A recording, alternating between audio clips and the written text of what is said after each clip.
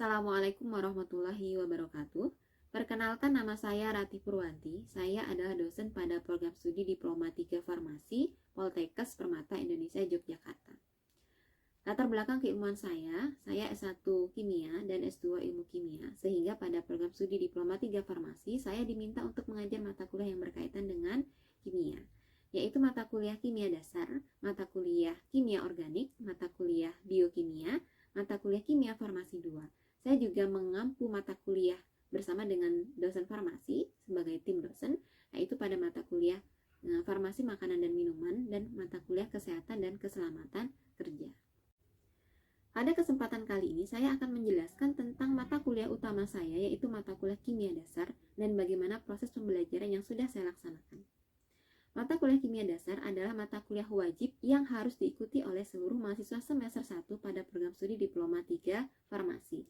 Mata kuliah ini berjumlah 2 SKS, terdiri dari 1 SKS teori dan 1 SKS praktikum, sehingga mahasiswa tidak hanya belajar di kelas saja, tetapi juga mempraktekkan apa yang sudah dipelajari di dalam laboratorium.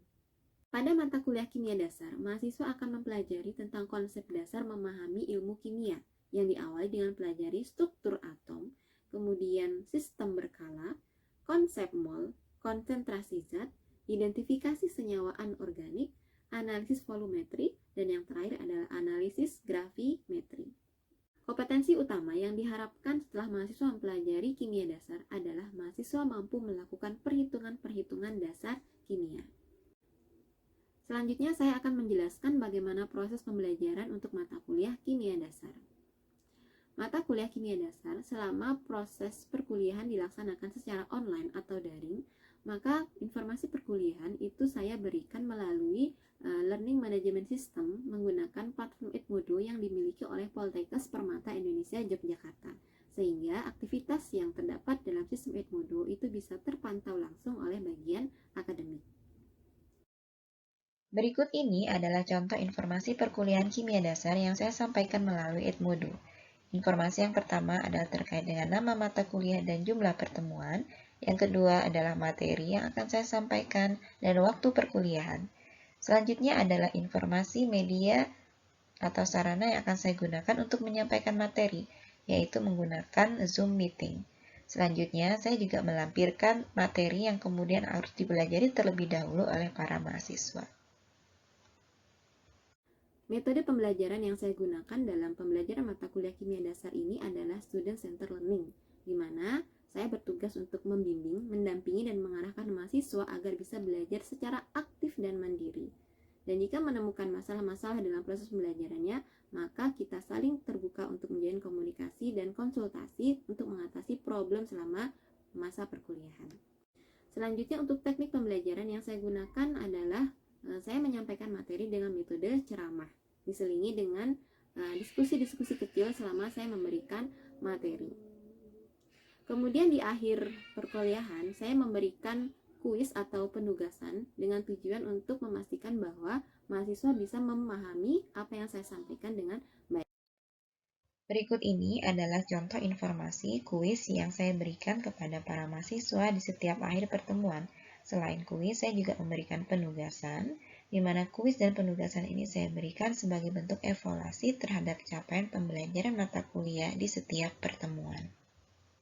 Kemudian untuk membantu mahasiswa agar bisa belajar lebih mandiri di rumah masing-masing, maka saya memberikan mahasiswa bahan ajar berupa handout kimia dasar yang sudah dilengkapi dengan latihan-latihan soal, di mana ketika mahasiswa mengalami kesulitan, saya juga terbuka untuk mengadakan diskusi, baik itu dilakukan secara online maupun secara offline dengan memperhatikan protokol kesehatan.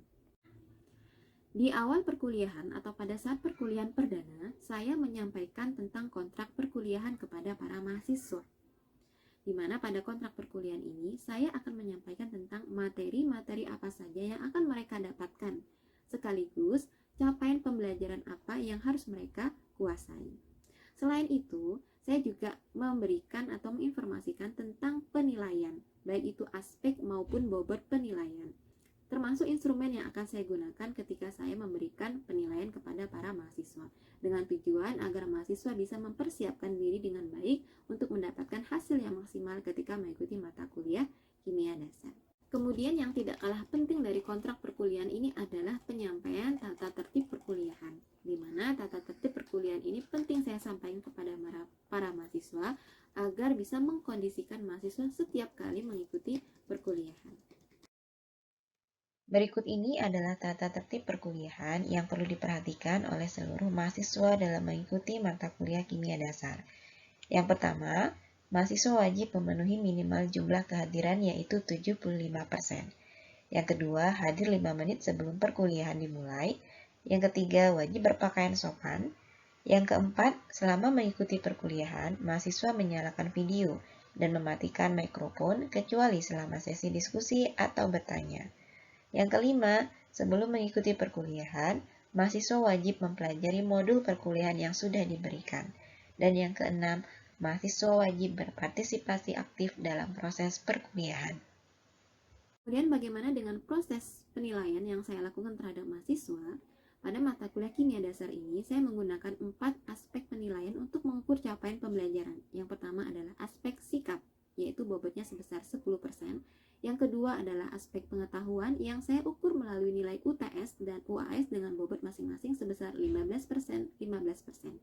Yang ketiga adalah keterampilan umum yang saya ukur melalui hasil pengerjaan mahasiswa terhadap tugas-tugas, kuis, dan tugas diskusi maupun presentasi yang saya berikan dengan bobot sebesar 20%. Yang keempat adalah keterampilan khusus. Keterampilan khusus ini saya lakukan pengamatan melalui kegiatan praktikum di laboratorium dengan beberapa item-item penilaian dengan bobot sebesar 40%. Kemudian untuk memudahkan saya memberikan penilaian kepada mahasiswa, maka saya membuat rubrik penilaian untuk masing-masing aspek penilaian. Berikut ini adalah instrumen yang digunakan dalam penilaian sikap, di mana sikap ini memenuhi 3 aspek, yaitu kehadiran yang menunjukkan kedisiplinan mahasiswa, yang kedua adalah keaktifan, dan yang ketiga adalah kejujuran. Persentase kehadiran dihitung dari jumlah kehadiran mahasiswa dibagi dengan jumlah perkuliahan. Sementara dalam penilaian keaktifan mahasiswa, setiap kali pertemuan atau setiap kali tatap muka, dosen mencatat nama-nama mahasiswa yang aktif bertanya maupun yang berpendapat dalam setiap perkuliahan. Selanjutnya adalah instrumen penilaian yang saya gunakan untuk menilai tugas presentasi mahasiswa, di mana di dalam instrumen ini terdapat aspek penilaian yang dinilai, indikator, bobot, dan nilai akhir. Aspek yang dinilai ada 4 yang memenuhi sikap, pengetahuan, keterampilan umum, dan keterampilan khusus dengan indikator masing-masing yang sudah saya tetapkan. Selanjutnya, ini adalah contoh tabel komponen penilaian yang saya gunakan untuk menilai keterampilan khusus mahasiswa ketika mahasiswa melaksanakan kegiatan praktikum di laboratorium. Selanjutnya, mari kita saksikan untuk cuplikan proses pembelajaran mata kuliah kimia dasar yang saya berikan melalui aplikasi Zoom Meeting untuk mata kuliah kimia dasar pada materi sistem periodik unsur. Assalamualaikum warahmatullahi wabarakatuh. Baik, selamat pagi semuanya. Sebagaimana informasi yang sudah saya berikan ya untuk kuliah kimia dasar, hari ini kita akan kuliah teori terlebih dahulu. Nanti setelah kita kuliah teori, insya Allah nanti jam 1 kita akan kuliah praktikum ya. Nah ini silahkan karena kuliahnya sudah dimulai, kameranya dinyalakan, disiapkan alat tulisnya ya. Karena nanti kita akan menulis dan sebagainya. Hari ini insya Allah saya akan menyampaikan materi tentang sistem periodik unsur. Sebelum materi ini saya berikan ya, yang kaitannya dengan materi hari ini adalah materi tentang mekanika kuantum. Dulu kita pernah belajar tentang mekanika kuantum, tentang menulis konfigurasi elektron. Nah, sebelum Ibu lanjutkan, apakah ada yang mau ditanyakan terkait tentang konfigurasi elektron?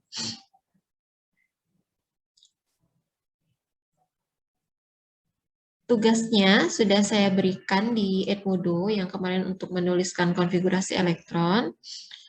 Ada yang belum mengerjakan? Sudah semua ya. Nah, Nanti kalau ada yang masih belum paham tentang menulis konfigurasi elektron, silahkan dikonsultasikan ke Ibu ya. Jadi nggak usah segan, nggak usah malu, boleh datang langsung atau pas mungkin nanti pas praktikum boleh ditanyakan ya. Harapan Ibu adalah kalian sudah paham menulis konfigurasi elektron ya, karena untuk materi-materi ke depan ya konfigurasi elektron itu ya harus bisa kalian kuasai supaya bisa lebih mudah menguasai dan memahami materi selanjutnya ya. Oke, saya absen dulu ya. Aulia Rahmadewi.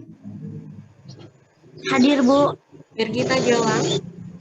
Hadir, Bu. Claudia Renda. Hadir, Bu. Daniel Dara Ambu tidak ada orangnya. Dedi Chandra Veo ada nggak? Dedi Chandra. Minggu lalu kayaknya izin ke saya. Nggak ada. Dedi Chandra? Nggak ada. Erisa Latia Dinda? Hadir, Bu. Oke. Elfransia? Elfransia? Elfransia? Nggak ada ya. Feblin? Feblin?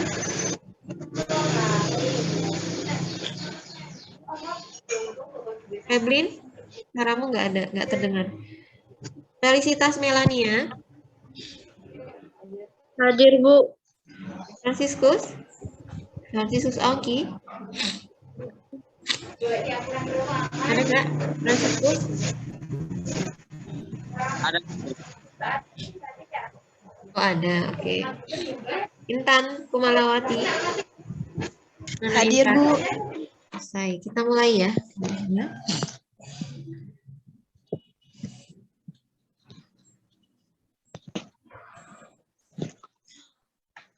Hari ini kita akan belajar tentang sistem periodik unsur ya. Ini materinya sudah saya share di Edmodo. Bagi yang belum mendownload silahkan di-download dulu. Jadi bisa sekalian mengamati. Saya menjelaskan, kalian bisa melihat di PC-nya masing-masing ya. Sistem periodik unsur ya, saya rasa sudah pernah mendengar ya di SMA yang SMA-nya IPA. Nah, ya mungkin yang SMA ada yang SMA-nya selain IPA, IPS, bahasa ada? Atau ada yang belum pernah mendengar istilah sistem periodik unsur? Ini nulisnya kurang ya, periodik, harusnya periodik, typo. Oke, siapa yang belum pernah mendengar istilah sistem periodik unsur? Coba. Siapa yang belum pernah?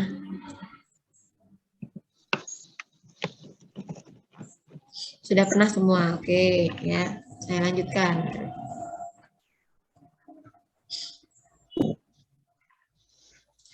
Nah, dalam pembelajaran sistem periodik unsur ya ada 4 tujuan pembelajaran yang harapannya setelah kalian selesai mempelajari tentang sistem periodik unsur, ini kalian diharapkan pertama mampu menjelaskan tentang sistem periodik unsur. Ya. Kemudian yang kedua, menentukan periode dan golongan unsur di dalam sistem periodik unsur. Yang ketiga, itu menentukan sifat unsur dan masa atom relatif unsur. Yang keempat, menentukan sifat keperiodikan unsur. Untuk minggu ini ya kita ngambil yang poin 1 dan 2 dulu karena lumayan banyak materinya. Nanti di poin ketiga dan 4 ya, itu nanti akan saya sampaikan saya akan lengkapi di pekan depan ya. Jadi hari ini kita nanti sampai menentukan periode dan golongan. Kemudian nanti sedikit menyinggung tentang sifat-sifat unsur ya. Nah, tentang keperiodikan unsurnya nanti kita selesaikan di pekan selanjutnya ya. Itu, kemudian kita masuk ke materi. Nah, apa itu sistem periodik unsur? Nah, kalian sudah pernah mendengar semua ya sistem periodik unsur. Siapa yang bisa menjelaskan atau mungkin apa yang diketahui tentang sistem periodik unsur? Ada yang tahu? Tadi kan katanya sudah pernah mendengar semua. Nah, apa sistem periodik unsur? Izin menjawab, Bu. Izin menjawab, Bu. Apa? Izin Sistem menjawab. periodik unsur adalah tampilan unsur kimia dalam bentuk tabel. Oke, Claudia ya yang menjawab ya? Iya, Bu. Oke, Claudia. Ada yang mau melengkapi?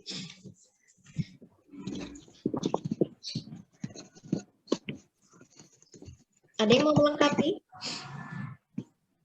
Saya mau coba, Bu. Ya, silakan Aulia. Sistem di mana unsur-unsur yang memiliki sifat yang sama dikelompokkan di tempat yang sama gitu. Oke, ya dari kedua jawaban tadi sudah mendekati ya. Jadi untuk sistem yang dimaksud dengan sistem periodik unsur itu adalah susunan unsur-unsur berdasarkan nomor atom dan kemiripan sifat-sifatnya. Susunannya ini ya disusun secara periodik ya. Secara periodik sehingga tersusun secara periodik dan di dalam bentuk tabel ya, sehingga disebut sebagai sistem periodik unsur. Jadi tadi sudah jawaban temannya sudah tepat ya. Terdiri dari unsur-unsur yang disusun berdasarkan kemiripan sifatnya dalam sebuah tabel ya. Kemudian ya, bagaimana sejarah sistem periodik unsur itu kemudian dibuat seperti sekarang ini ya. Jadi kita sudah sangat berterima kasih harusnya kepada ilmuwan-ilmuwan terdahulu yang memang dengan keluarnya atau dengan dimunculkannya sistem periodik unsur ya, ini sangat mempermudah kita untuk mempelajari unsur-unsur yang ada di alam semesta ya. Jadi sekian banyak unsur yang sudah ditemukan itu kemudian disusun dalam suatu sistem, dan di situ dari sistem itu kita bisa memprediksi ya, mengetahui ya, menerangkan bagaimana sifat-sifat dari masing-masing unsur berdasarkan keperiodikannya atau kemiripan sifatnya. Dan ini kan sangat membantu kita dalam mempelajari unsur-unsur yang ada di alam semesta. Nah, sejarahnya adalah ya, ini memang para ilmuwan terdahulu selain memang sudah menemukan berbagai macam jenis unsur, mereka tidak hanya mempelajari atau tidak hanya sekedar menemukan, tapi juga sekaligus mempelajari bagaimana karakteristik atau sifat-sifat yang melekat pada unsur tersebut. Ya. Dan ternyata hasil dari proses riset, eksperimen, dan sebagainya ya dalam mempelajari unsur-unsur, banyak ditemukan unsur-unsur yang itu memiliki kemiripan sifat. Ya. Sifatnya mungkin tidak sama persis ya, tapi mirip. Nah, jadi kayak kita lah ya, kita yang tersebar di muka bumi manusia ya, tidak ada diciptakan sama persis ya. Tapi banyak yang mempunyai kemiripan, entahkah itu kemiripan secara fisik ya, karakter. Nah, seperti juga unsur-unsur yang sudah ditemukan itu ternyata mempunyai kemiripan sifat, sehingga ya untuk kemudian mempermudah mempelajari sifat-sifat unsur tadi, dikelompokkanlah ya unsur-unsur itu berdasarkan kemiripan sifatnya. Nah, ini contohnya ya, ada Cl, Bri ya. Cl, Bri ini klor, brom, dan iodin. Kalau di dalam sistem periodik unsur itu masuk di di golongan 7A, golongan halogen. Nah, ini ternyata ketiga unsur ini ya, berdasarkan hasil eksperimen dari para ilmuwan itu menemukan bahwa ini mempunyai kemiripan. Tidak hanya ini ya, tapi memang ada beberapa yang lain yang saya kasih contoh cuman ini dulu ya. Jadi ada yang mempunyai kemiripan sifat, salah satu contohnya Cl, Bri. Nah, ini mempunyai kemiripan sifat, salah satunya adalah sama-sama mempunyai kemampuan untuk menarik elektron ya. Jadi kalau ketemu dengan kation ya, sifatnya yang bermuatan positif. Nah, ini Cl, Bri ini melekat kuat ya. Nah, jadi ketiganya mempunyai kemiripan sifat sehingga dikelompokkan dalam satu kelompok yang sama. Nah, sebelum sampai terbentuk sistem periodik unsur yang seperti saat ini ya, yang dalam bentuk tabel-tabel itu, jadi sejarahnya lumayan panjang. Jadi penemuannya dulu adalah diawali oleh Lavoisier. Lavoisier dulu itu mengelompokkan unsur-unsur itu sebanyak 33 jenis unsur yang mempunyai kemiripan sifat. Tapi belum dibuat dalam bentuk tabel ya. Nah, dalam bentuk tabelnya baru muncul ketika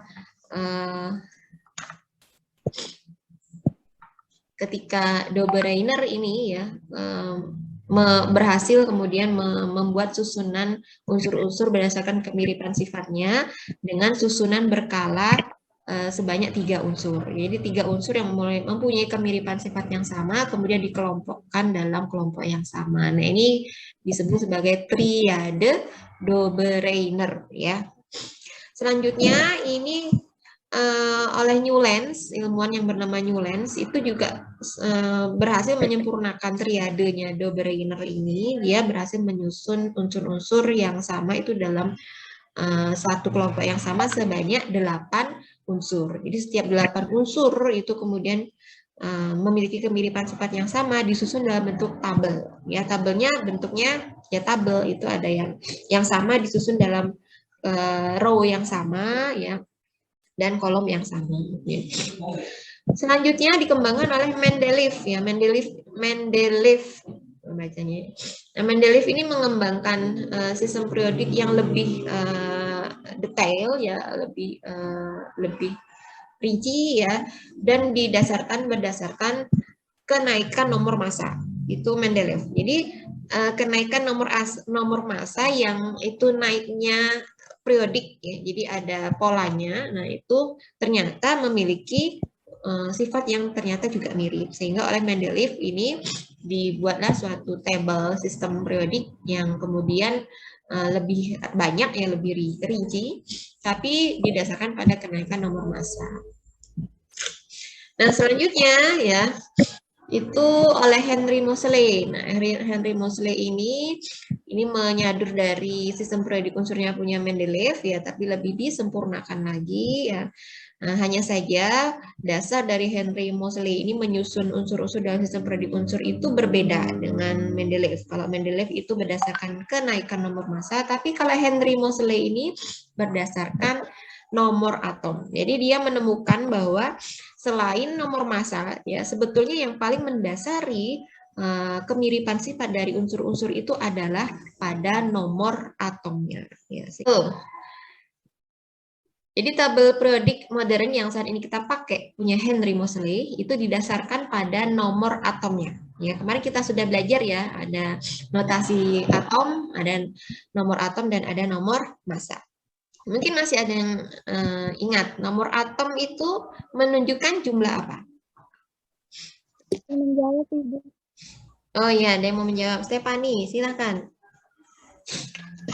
Nomor atom itu adalah jumlah proton, Bu, yang dalam inti atom. Oke, betul, jumlah proton. Kalau kalau atom itu sifatnya netral, berarti selain jumlah proton juga menunjukkan jumlah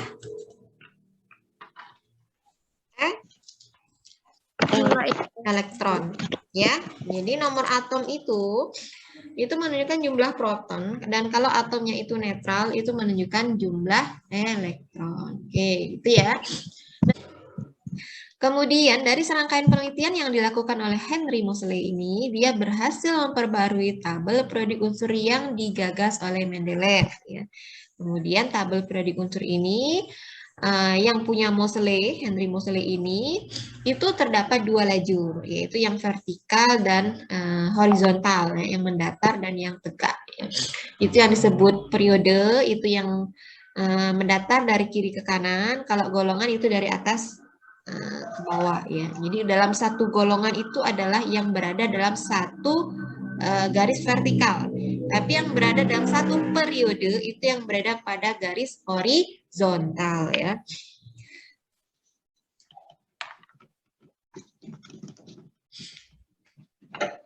Ini contoh tabel periodik unsur ya. Mungkin banyak yang model-model yang lain ya yang beredar. Tapi ini saya ambil contoh yang cukup lengkap ya untuk sistem periodik unsur. Ini kita lihat ya. Jadi yang disebut sebagai pertama di sini sudah terlihat berbagai jenis unsur yang sudah ditemukan di alam semesta ya. Jadi ada nomor atomnya yang ditulis di sini sampai nomor atom ke ini ya 118.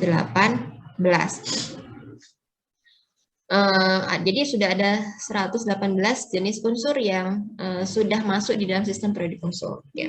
Nah dari 118 itu kemudian dimasukkan ke dalam tabel ini berdasarkan kemiripan sifatnya, dan untuk bisa mempelajari ya tabel ini kemudian dimudahkan dengan penjelasan adanya periode dan golongan tadi. Ini ya golongan. Jadi golongan itu tadi adalah yang berada satu golongan itu adalah yang berada dalam satu garis vertikal. Nah ini ya, ini golongan 1A, ke bawah ya. Jadi ada hidrogen, litium, natrium, dan seterusnya sampai ke bawah. Golongan 2, Be, magnesium, dan seterusnya sampai ke bawah. Jadi dalam vertikal, garis vertikal ini menunjukkan golongan ya. Dan yang dalam satu periode, unsur-unsur yang berada dalam satu periode itu adalah yang berada dalam garis mendatar. Jadi misalnya ini periode 1, ini ya yang periode 1 ini ke sini. Jadi hanya ada hidrogen dan helium di dalam sistem periodik unsur pada periode ke-1. Periode kedua ini ada litium, berilium, nah dan seterusnya ya sampai ke sini. Nah, periode ini sebetulnya menunjukkan apa?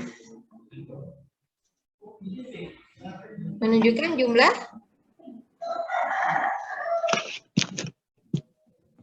apa? Jumlah proton. Bukan, periode. Jumlah MR bukan ya, Bu? Nomor massa, bukan. Ayo, Lambang atom. Apa? Lambang atom. Bukan. Oke. Jadi periode ini Golongan. kalau golongan yang ini 1A, 2A. Nah, yang dimaksud dengan periode ya, jadi ini ada 7 periode ya misalnya. Atau H ini punya dia ada di periode ke-1. Nah, periode ini menunjukkan jumlah kulit ya. Jadi unsur yang sudah ditemukan saat ini paling banyak itu mengandung atau mempunyai kulit atom sebanyak 7 ya. Ke elektron valensi ya. Tadi sudah saya singgung sedikit tentang elektron valensi. Elektron valensi itu adalah elektron yang berada di kulit terluar. Jadi elektron yang berada pada kulit terluar. Jadi misalnya contoh ya, di sini ada klorin, bromin, iodin. Klorin, bromin, dan iodin ini mempunyai nomor atom yang berbeda. Ya, nomor atom yang berbeda, jumlah proton dan jumlah elektronnya antara Cl, Bri itu juga berbeda-beda, ya, sesuai dengan nomor atomnya. Dan otomatis susunan elektronnya itu juga akan berbeda-beda. Nah, Cl ini dia punya nomor atom 17, ya.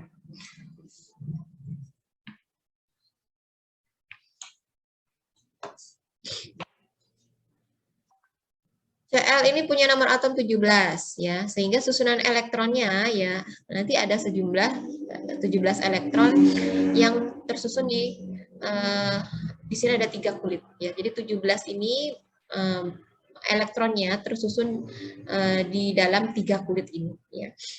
Ini kalau kita nulis konfigurasi elektronnya ya bisa ya nanti mengikuti aturan yang sudah dipelajari sebelumnya.